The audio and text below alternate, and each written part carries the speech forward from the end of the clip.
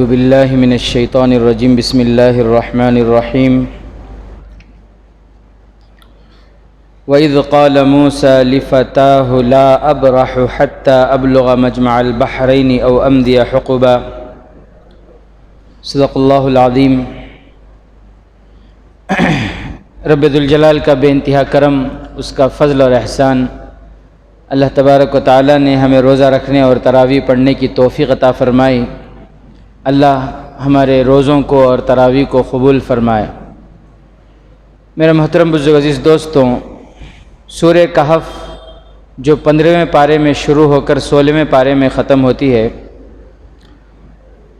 15ویں پارے کے آخر میں حضرت موسیٰ علیہ السلام کا ایک واقعہ، حضرت موسیٰ علیہ السلام کے قصے کو اللہ تعالیٰ بیان فرما رہے ہیں۔ وہ قصہ 15ویں پارے میں شروع ہوتا ہے لیکن 16ویں پارے میں ختم ہوتا ہے۔ وہ قصہ کیا ہے؟ یہ قصہ تفصیل کے ساتھ بخاری شریف اور مسلم شریف میں موجود ہے۔ حضرت ابی بن کعب رضی اللہ تعالیٰ عنہ اس کے راوی ہیں اس حدیث کے، فرماتے ہیں کہ جناب آقا محمد الرسول اللہ صلی اللہ علیہ وسلم نے فرمایا، ایک مرتبہ حضرت موسیٰ علیہ السلام قوم کے سامنے کھڑے ہو کر خطبہ دے رہے تھے، بیان کر رہے تھے، نصیحت کر رہے تھے۔ اتنے میں کسی نے سوال کیا کہ حضرت تمام انسانوں میں سب سے زیادہ علم والا کون ہے؟ شاید میں 2-3 سال پہلے یہ واقعہ سنا چکا ہوں، اس لیے مختصر طور پر میں آپ کو سناؤں۔ سوال یہ تھا اس کا کہ تمام انسانوں میں سب سے زیادہ علم والا کون ہے؟ تو حضرت موسیٰ علیہ السلام نے جواب دیا کہ سب سے زیادہ علم والا تو میں ہوں۔ اور ان کی بات بالکل سچ تھی، ان کی بات بالکل صحیح تھی، کیونکہ وہ وقت کے نبی تھے، اور جو نبی ہوتے ہیں ان کو اللہ تبارک و تعالیٰ پوری مخلوق سے زیادہ علم عطا فرماتے ہیں، ہر قسم کا علم، چاہے وہ ظاہری علم ہو چاہے وہ باطنی علم ہو، ہر طرح کا علم اللہ تعالیٰ وقت کے نبی کو سارے انسانوں پر فوقیت عطا فرماتے ہیں، ہر اعتبار سے، علمی اعتبار سے بھی۔ تو حضرت موسیٰ علیہ السلام کے علم میں یہ تھا کہ سب سے زیادہ علم والا کون؟ میں ہوں۔ جو بڑے ہوتے ہیں ان کی بات بڑی ہوتی ہے، اللہ تبارک و تعالیٰ ان کی بھی تربیت ایک خاص انداز میں فرماتے ہیں۔ گرچہ ان کی یہ بات بالکل صحیح تھی لیکن اللہ تبارک و تعالیٰ کو یہ بات پسند نہیں آئی۔ اللہ تبارک و تعالیٰ حضرت موسیٰ علیہ السلام کی تربیت فرماتے ہیں۔ اللہ تعالیٰ فرماتے ہیں حضرت موسیٰ علیہ السلام سے، اے موسیٰ، میرا ایک اور بندہ ہے جس کو میں نے جو علم دیا وہ تم کو نہیں دیا میں نے۔ میرا ایک اور بندہ ہے جس کو میں نے وہ علم دیا ہے جو تمہیں میں نے نہیں دیا۔ حضرت موسیٰ علیہ السلام کو فوراً اپنے غلطی کا احساس ہوا، اپنی معافی مانگی اور پھر اللہ سے ایک درخواست کی کہ اے اللہ وہ جو علم والے ہیں میں سفر کر کے ان کے پاس جانا چاہتا ہوں، ان کی صحبت میں رہنا چاہتا ہوں تاکہ ان کی صحبت میں رہ کر میں ان سے کچھ علم سیکھوں۔ علم کے لیے سفر کرنا چاہیے، علم کے لیے خروج ہونا چاہیے، علم کے لیے گھروں سے نکلنا چاہیے۔ تو حضرت موسیٰ علیہ السلام نے فرمایا کہ اللہ مجھے اجازت دیجئے، مجھے ان کا پتہ بتائیے تاکہ میں وہاں جاؤں اور ان کی صحبت میں رہ کر میں ان سے علم سیکھوں۔ تو اللہ تبارک و تعالیٰ نے ان کو نشانیاں بتائی، بہرحال وہ گئے، لمبا واقعہ ہے۔ حضرت موسیٰ علیہ السلام اپنے ایک خاص خادم کے ساتھ وہاں گئے۔ حضرت موسیٰ علیہ السلام کے ساتھ جو خادم تھے ان کا نام تھا یوشع بن نون، جو بعد میں آگے چل کر اللہ نے ان کو نبی بھی بنائے تھے۔ تو حضرت موسیٰ علیہ السلام جب خضر علیہ السلام سے ملاقات ہوئی، میں شارٹ کٹ کر رہا ہوں، حضرت موسیٰ علیہ السلام کی جب خضر علیہ السلام سے ملاقات ہوئی تو حضرت موسیٰ علیہ السلام نے فرمایا کہ میں آپ کے پاس علم سیکھنے کے لیے آیا ہوں،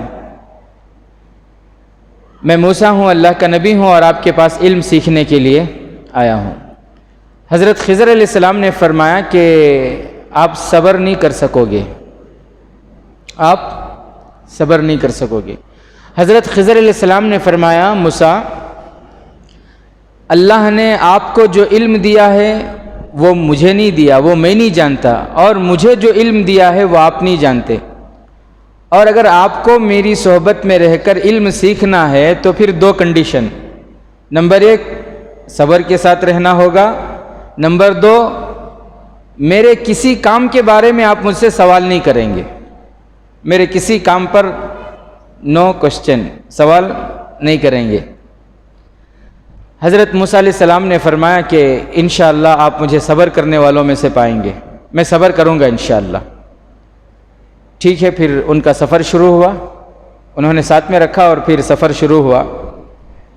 چلتے چلتے فانطلقا حتی اذا رکبا فی السفینۃ خرقہا، ایک جگہ گئے جہاں پر ان کو کشتی میں سفر کرنا تھا، کشتی میں کہیں جانا تھا، تو ایک نئی کشتی آئی، بالکل نئی تھی کشتی، اس کشتی میں سوار ہوئے تو جو کشتی والا تھا اس نے حضرت موسیٰ علیہ السلام کو پہچانا بعض کتابوں میں، بہرحال ان دونوں کو پہچان کر اس نے حضرت موسیٰ علیہ السلام کو پہچان کر اس نے بہت ہی خوشی کا اظہار کیا، اور اس نے کرایہ نہیں لیا، اس نے، اللہ والے ہیں، بزرگ ہیں، ان سے کیا کرایہ لینا۔ وہ الگ بات ہے کہ ہم لوگ مولوی صاحب بولے تو اب بھی لمبی ٹوپی پہنا لیتی ہیں، تم نہ گھر کو مولوی صاحب کیا بھی نہیں، کتے میں آیا اتنے میں دیر سو گھر کو بولتی ہیں، بعد میں معلوم ہوا وہ صحیح بات ہے، پہنچے ہوئے شخص ہی بول کر۔ بہرحال تو کشتی والے نے کہا کہ اللہ والے بزرگ ہیں، ہمارے کشتی پہ سوار ہوئے، بہت بڑی ہمیں جو ہے خوشی ہوئی، کرایہ نہیں لیے، چلتے رہے۔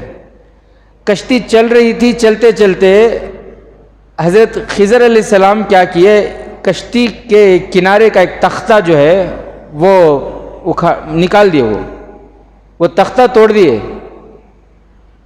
وہ تختہ توڑ دیے تو کشتی وہاں سے پانی آنے لگا، پانی اٹھا کے پھینک، ایک بڑا عیب، ایک نقصان ہو گیا کشتی کا۔ اب کشتی چالو ہے، حضرت موسیٰ علیہ السلام تو جلالی نبی، ان کو غصہ آ گیا، ان کو کیسے انسان ہیں آپ، ایک تو اس نے بیچارے نے کرایہ نہیں لیا، اس نے جو ہے اتنی عزت کی، اتنی خاطر کی، اس نے احسان کیا، اور اس احسان کا بدلہ یہ کہ بیچارے کی کشتی اب توڑ دیا، عیب پیدا کر دیا، اس میں توڑ دیا اس کو۔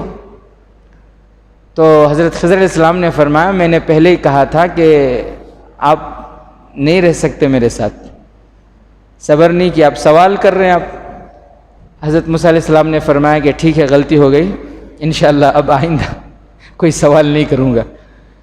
بہرحال پھر وہاں سے کشتی سے اترے، پھر جہاں جانا تھا پھر جاتے رہے۔ ایک گاؤں میں، گاؤں کے باہر کچھ بچے کھیل رہے تھے، چھوٹے چھوٹے بچے کھیل رہے تھے۔ حضرت خضر علیہ السلام اس میں سے ایک بچے کو بلائے، سائیڈ میں لے گئے، قتل کر دیا اس کو۔ اب تو حضرت موسیٰ علیہ السلام سے رہا نہیں گیا کہ ارے کیا دماغ ہے نہیں ہے تمہارا، دماغ خراب ہو گیا کیا، عجیب وہاں دے تو کشتی وہ لکڑی توڑ دیے، یہاں دیکھو تو بچے کو بلا وجہ قتل کر دیے، کیا جرم تھا اس بچے کا۔ حضرت خضر علیہ السلام نے فرمایا کہ موسیٰ آپ میرے ساتھ نہیں رہ سکتے، اب آپ کا اور میرا راستہ الگ الگ ہے۔ حضرت موسیٰ علیہ السلام نے فرمایا کہ آخری ایک مرتبہ معاف کرو، انشاءاللہ پھر اس کے بعد میں صبر سے رہوں گا اور کوئی سوال نہیں کروں گا انشاءاللہ۔ پھر اس کے بعد چلتے رہے، چلتے چلتے پھر ایک گاؤں میں پہنچے، تو شام کا وقت تھا شاید، گاؤں میں پہنچے۔ گاؤں میں پہنچنے کے بعد گاؤں والوں سے کہا کہ بھائی ہم لوگ مسافر ہیں اور تو ہم یہاں پہنچ چکے ہیں، تو آپ لوگ ہمارے رہنے کا اور کھانے کا انتظام کرو۔ پہلے ایسا ہی ہوتا تھا، پہلے لوگوں کے دل ہیں نا پاک تھے اور لوگ سخی تھے۔ آج ہمارے دلوں میں مال کی محبت آ گئی، اس کے واسطے اپنے رشتہ داراں گھر کو آگے تو بھی یہی صورت اتار لے کے بیٹھ جاتی ہیں، ایو کب جاتی ہیں کہ نہیں نو گھر کو، دلا نہیں، سخاوت نہیں ہے۔ کنجوسی جو ہے انسان کو جہنم کے قریب لے جاتی ہے، اور سخاوت یہ انسان کو جنت کے قریب لے جاتی ہے۔ مہمانوں کے آنے سے چہرے اتار لینا، مہمانوں کے آنے سے بہانے بنانا، انہیں فون کرے آ رہی ہمیں، ایو اب ہمیں بھی نکل گئے نا یہاں سے صحیح بات سبا جو کون بھی نہیں نا گھر میں، یہ سب جو ہے ادب نہ ہونا، علم نہ ہونا، پیارے نبی صلی اللہ علیہ وسلم کی سنتیں اور دین زندگی میں نہ ہونے کی دلیلیں ہیں، علامتیں ہیں۔ بہرحال میرے عزیز ساتھیوں، اس زمانے میں تو جو غیر ایمان والے ہوتے تھے وہ بھی سخی ہوتے تھے، مہمان نوازی ان کی خاص صفت ہوتی تھی۔ مہمان تو انہوں نے کہا کہ ہم آپ کے گاؤں میں ہیں، ہم مسافر ہیں، ہمارے رہنے کا اور کھانے کا انتظام کرو۔ تو وہ گاؤں والے شاید ہمارے جیسے تھے، گاؤں والوں نے کہا کہ کھانے کا بھی انتظام نہیں، رہنے کا بھی انتظام نہیں، تم اپنا انتظام خود کر لیو، تمہیں اپنا انتظام۔ ہمیں بھی وش نہ بولتی ہیں، ہمیں کسی تو پوچھتی ہیں مسافر آ کر رہے تو کہاں سے آئے، کھائے کہ نہیں کھائے، کس کام سے آئے، کام ہوا کہ نہیں ہوا، کچھ پوچھتی ہمیں، کئی کو سر کا درد، نماز پڑھ لیا کیا، سیدھا گھر کو جا کے سوئے کیا، بس صحیح بات ہے۔ بہرحال تو انہوں نے کہا کہ تمہارے کھانے کا اور تمہارے رہنے کا تمہیں انتظام کر لیو، گاؤں سے کیا بھی کھانے پینے کا انتظام ہمیں نہیں کرتے۔ بہرحال اس کے بعد کیا ہوا، حضرت اسی گاؤں میں حضرت موسیٰ علیہ السلام اور حضرت خضر علیہ السلام جا رہے تھے، تو ایک دیوار تھی، وہ گاؤں کی دیوار تھی، وہ بالکل ٹیڑھی ہو چکی تھی، بس گرنے کے قریب تھی، اب کی تب میں گرنے والی تھی۔ حضرت خضر علیہ السلام فوراً گئے، حضرت موسیٰ علیہ السلام کو بھی بلایا اور ان کی مدد سے اس دیوار کو کھڑی کیے، پتھر وغیرہ گارا جو کچھ بھی ڈالنا تھا ڈال کے اس دیوار کو مضبوط کر دیے۔ بھوک پہلے حضرت موسیٰ علیہ السلام سارے نبیوں میں جلالی نبی، غصے والے، گاؤں والے کی دیوار بولے بغیر معاوضے کے تمہیں وہ گاؤں والے کی دیوار کھڑی کردہ لینا، کیا تمہیں لیے جاتا نا ان سے، کیا بھی اجرتیش نہیں لیے، بغیر اجرت لیے، انہوں دیکھے تو ویسا معاملہ کرے ہمارے ساتھ، آپ دیکھے تو ان کی دیوار کھڑی کر دیے۔ حضرت خضر علیہ السلام بولے ھذا فراق بینی و بینک، اب تمہارے اور میرے درمیان جدائی ہے، اب اس کے بعد ہم ایک ساتھ نہیں رہ سکتے، اب آپ کا راستہ الگ، میرا راستہ الگ ہے، لیکن سأنبئک بتأویل ما لم تستطع علیہ صبرا، میں آپ کو بتا دوں کہ سب سے پہلے جو میں نے کشتی توڑی وہ کیوں، اس لیے کہ وہ نئی کشتی تھی، اور وہ جو کشتی والا تھا اسے معلوم نہیں تھا کہ وہ جس کنارے جا رہا تھا اس کنارے ایک ظالم بادشاہ تھا جو نئی کشتی کو چھین لیتا تھا، ایک دم نئی کشتی ہو اور ایک دم پرفیکٹ ہو، کوئی عیب اس کشتی میں نہ ہو، تو اس کشتی کو وہ غصب کر لیتا تھا، قبضہ کر لیتا تھا، چھین لیتا تھا۔ اس لیے میں نے اس کشتی کے ایک تختے کو توڑ دیا، وہ کشتی عیب دار ہو گئی۔ جب وہ کشتی وہاں پہنچی، اس بادشاہ اور اس کے کارندوں نے دیکھا کہ ارے اس کے اندر تو پانی آ رہا ہے، یہ تو عیب دار کشتی ہے، چلو چلو جانے دو، اس معصوم کی جان بھی بچ گئی، اس کی کشتی بھی بچ گئی۔ یہ اور پھر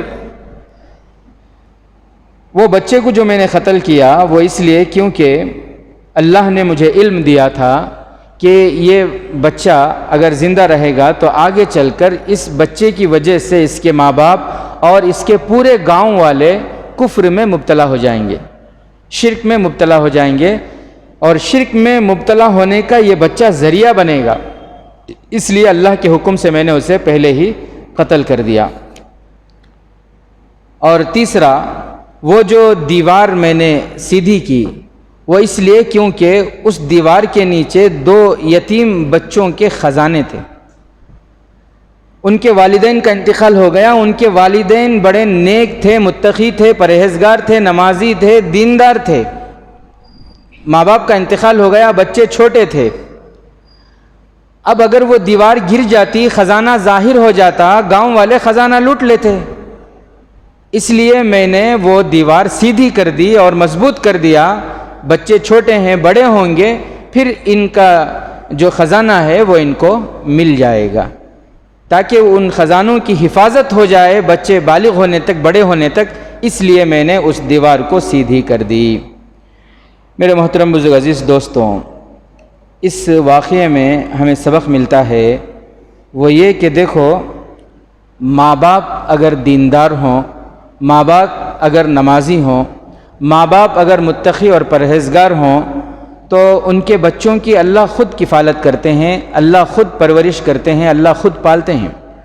اللہ قرآن میں فرماتے ہیں وَهُوَ يَتَوَلَّى الصَّالِحِينَ، کہ وہ نیکوں کا اللہ تبارک و تعالیٰ نیک لوگوں کی پرورش کرتے ہیں. اور کئی واقعات ہیں اس میں، جیسے حیات الحیوان میں ایک واقعہ لکھا ہے علامہ دمیری رحمۃ اللہ علیہ نے. حیات الحیوان میں حضرت جو بادشاہ تھے امیر المومنین عمر بن عبدالعزیز رحمۃ اللہ علیہ، جب ان کے انتقال کا وقت تھا، ایک بہت بڑے عالم دین رجا ان کا نام ہے، وہ کہتے ہیں کہ میں عمر بن عبدالعزیز رحمۃ اللہ علیہ کے انتقال کے وقت ان کے قریب تھا. اور مولانا فرماتے ہیں کہ ان سے پہلے کچھ سال پہلے بنو امیہ کے ایک بادشاہ کا انتقال ہوا تھا. جب اس کا انتقال ہوا تو اس کے 12 بچے تھے. اتنا درہم اور دینار وہ چھوڑ کر گیا کہ ایک ایک بچے کے حصے میں 20 لاکھ درہم و دینار آئے. ایک ایک بچے کے حصے میں 20 لاکھ درہم و دینار. آج یہی ہم لوگ سمجھتے ہیں نا کہ بچوں کے واسطے کچھ کر کے جانا، بچوں کے واسطے چھوڑ کے جانا، کچھ بنا کو جانا، صحیح بات میرا ہوگا ہمارے بچوں کے واسطے کیا تبھی کر کو جانا، صحیح بات. یہی ہماری زندگی جو ہے، اسی میں ہماری زندگی گھوم رہی ہے. تو وہ فرماتے ہیں کہ ایک ایک بچے کو 12 بچے میں سے ہر بچے کو 20 لاکھ درہم اور دینار ملے. تو کتنا حساب کرو آپ، کتنا جو ہے انہوں نے چھوڑ کر گیا. لیکن فرماتے ہیں کہ ان کے چند سالوں بعد ادھر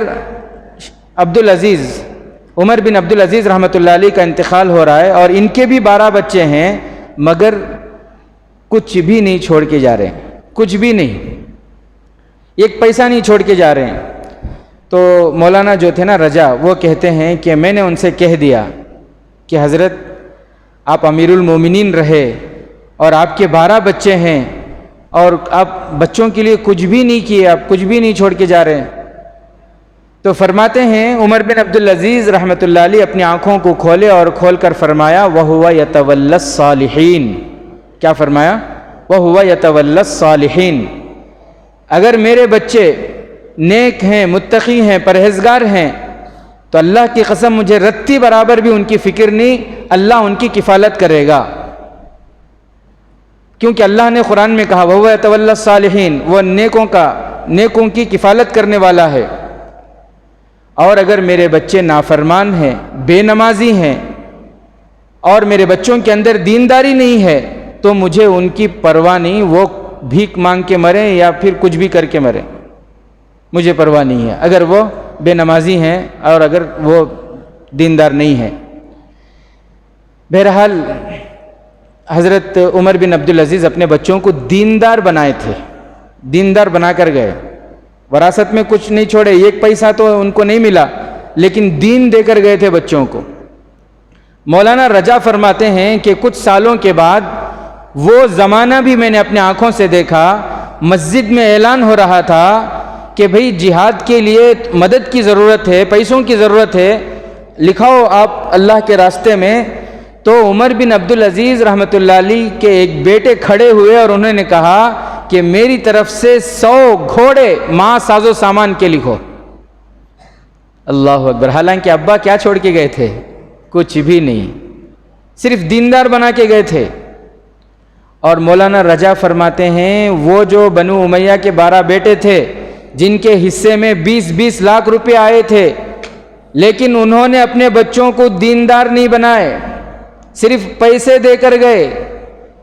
تو وہ بچے کہتے ہیں کہ میں نے اپنی آنکھوں سے دیکھا ان بچوں کو پورے پیسے عیش میں، موج مستی میں، جوئے میں، سٹے میں، شراب میں پورے پیسے اڑا دیے. اور ایک وقت میں نے دیکھا کہ جامع مسجد کے باہر ان کو بھیک مانگتے ہوئے دیکھا میں نے.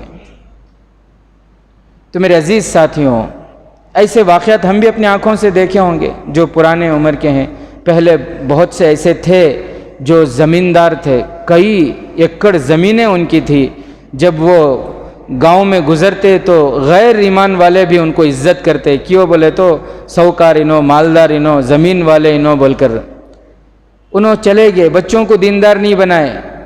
200 ایکڑ، 300 ایکڑ، 150 ایکڑ بچوں کو دے کر چلے گئے. وہ بچے دیندار نہیں، تو کیا کرے بچے؟ موج مستی کرنے لگے، کرکٹوں میں یہاں وہاں سب لگانے لگے.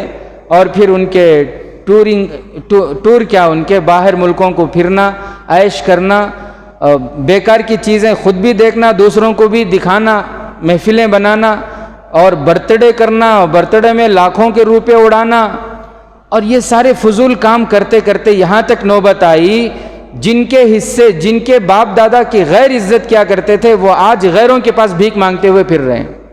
ایسے ہیں بہت سے۔ تو میرے عزیز ساتھیوں، بچوں کے لیے جائیداد چھوڑنا، پراپرٹی چھوڑ کر جانا، یہ کوئی عقل مندی کی بات نہیں، یہ کوئی کمال نہیں ہے، بلکہ بچوں کو دیندار بنا کے جانا۔ جب ہماری موت آئے تو ہمارے دل میں اطمینان ہو کہ میرے بچے دیندار ہیں، یہ اطمینان ہو ہمارے دل میں۔ اللہ سے دعا ہے کہ اللہ تبارک و تعالی ہم تمام کو قرآن کی اس نصیحت پر عمل کی توفیق نصیب فرمائے۔